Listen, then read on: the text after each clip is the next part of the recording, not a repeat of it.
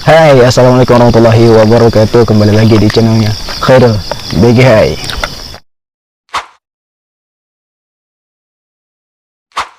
Saja kan. Jadi kan kakak kan udah punya istri.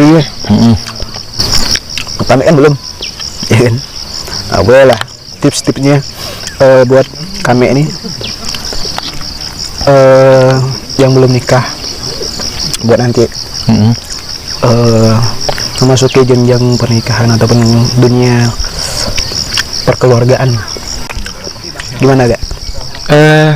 Pertama, kamu kalau mau cari jodoh ya. Jadi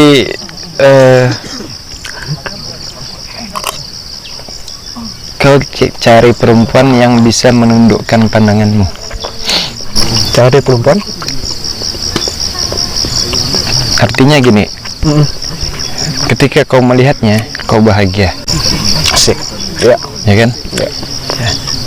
Kau tidak ada, dia menjaga dirimu, menjaga dirinya. Jika kalau nggak ada, jadi kau melihatnya menyenangkan, ya kan? Ya, ketika kau nggak ada di rumahmu, kau kerja, ya, kau nggak ada pikiran untuk istrimu. Gitu. Dalam artian?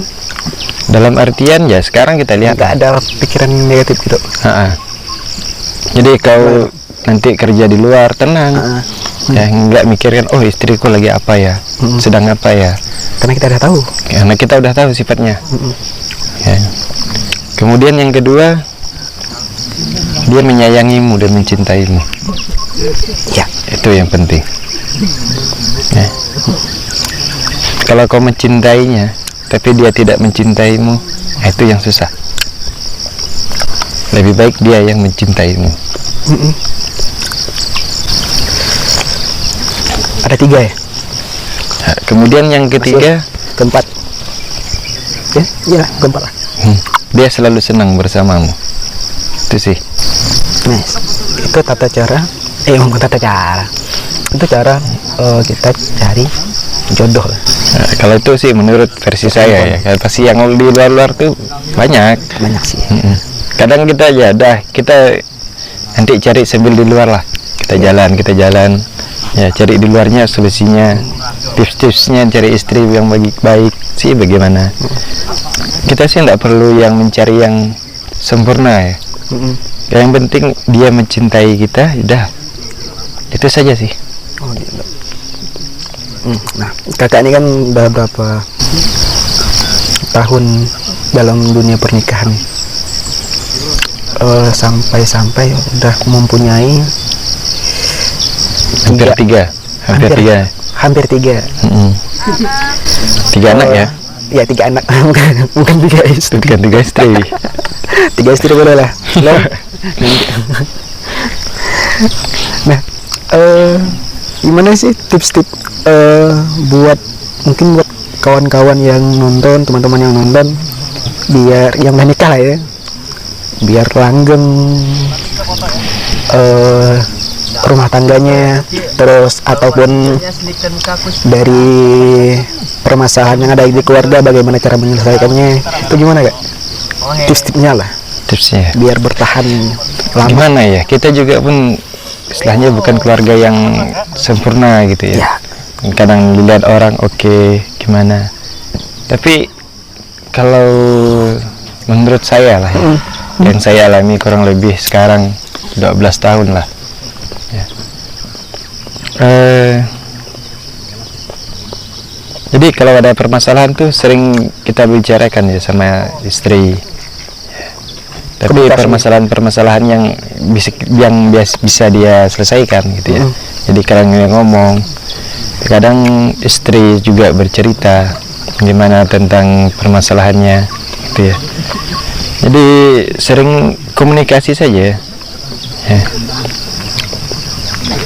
Kedua ya masih saling mencintai, saling menyayangi, saling mengasihi. Nah itu yang susah.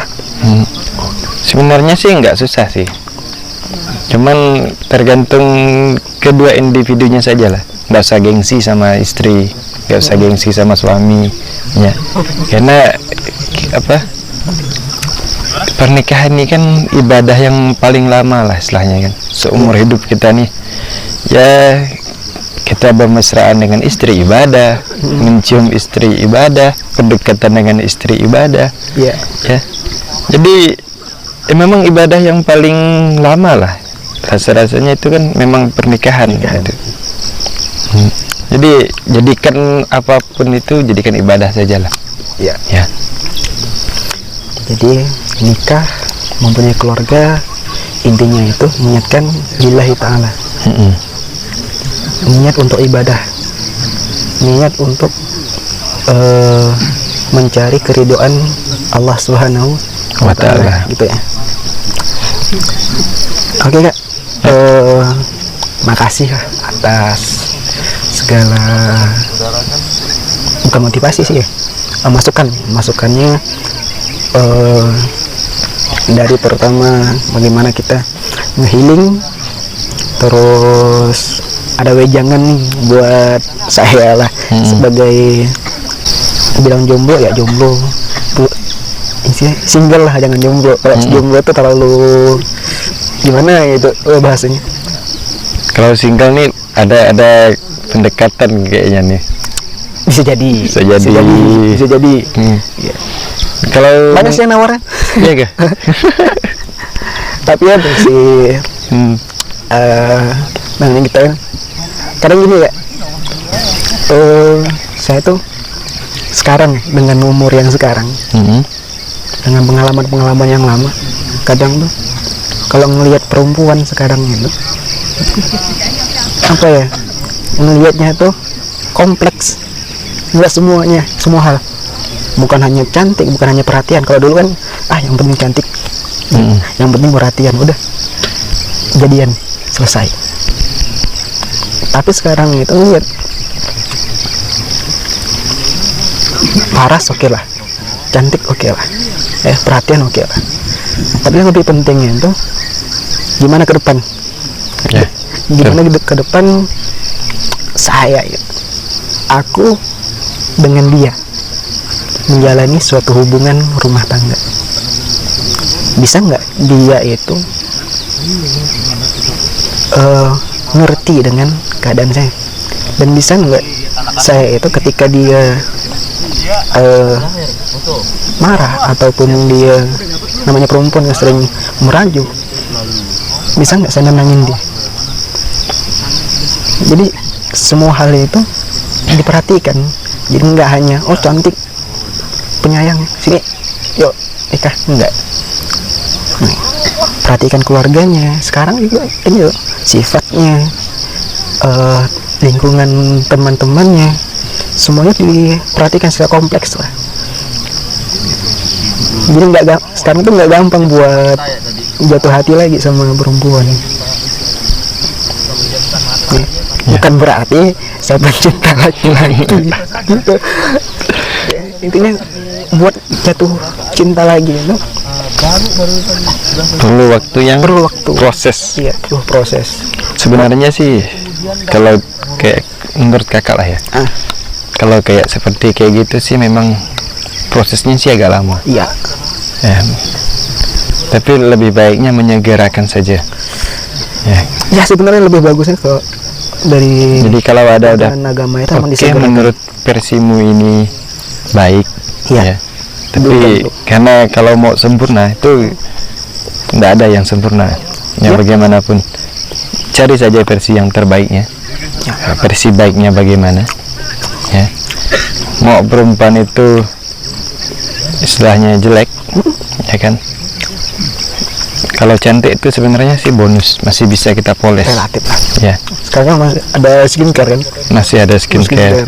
Ya. Nanti bagaimana pengolahan laki-lakinya sajalah. Ya. Tapi kalau menurut saya sih, saya selalu memandang istri saya itu cantik ya. Bagaimanapun ya. Jadi kalau apa ya? Intinya ya untuk menyempurnakan sajalah. Kita sebagai laki-laki bagaimana ya? Iya. Cantik itu relatif ya. Yang penting pertama agamanya, ibadahnya lah. Ya oke, dia masih bolong-bolong nggak apa-apa lah. Nanti masih bisa kita bimbing, kita bina. Ya. Kemudian untuk dari paras ya masih bisa kita rubah. Yang penting agamanya dulu seagama, Ya. ya kan? Jadi itu kalau doa, bisa kalau ada bukan ada ya ini doanya gini, setiap doa gitu kalau minta jodoh minta yang terbaik aja. Terbaik bukan terbaik menurut saya, terbaik itu menurut Allah, karena terbaik menurut kita itu belum tentu terbaik untuk kita. Karena Allah itu bisa ngasih yang terbaik, memberi yang terbaik untuk kita dan yang kita perlukan, ya, bukan yang kita inginkan dan bukan yang kita mau gitu. Jadi makanya kalau doa itu doanya minta yang terbaik menurut Allah. Nah kedepannya itu akan lebih baik buat kita. Gitu. Ya karena saya pun sering lah ya, namanya manusia kan banyak kekurangan, nanya-nanya sama yang lebih paham, contohnya yang kakak kan. Dan saya pun walaupun udah belajar ini itu, temannya pengalaman kan belum mana, karena ilmu dari pengalaman itu lebih efektif biasanya daripada ilmu yang kita dapat dari teori aja. Dan juga gitu ya, walaupun kita sudah lama menikah gitu, sudah kawin, Iya. Kadang kita juga belajar dari orang yang muda juga, nggak harus dari orang tua. Ya. Ya, kita lihat bagaimana sekarang orang banyak nikah muda, ya kan, bagaimana Banyak mesranya. Banyak bicaranya nih.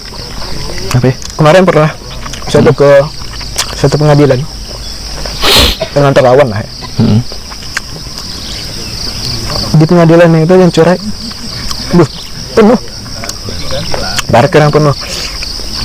Yang cerai itu muda-muda, kisaran umuran ada 15 tahun, 17 tahun, 19 tahun, ada banyak.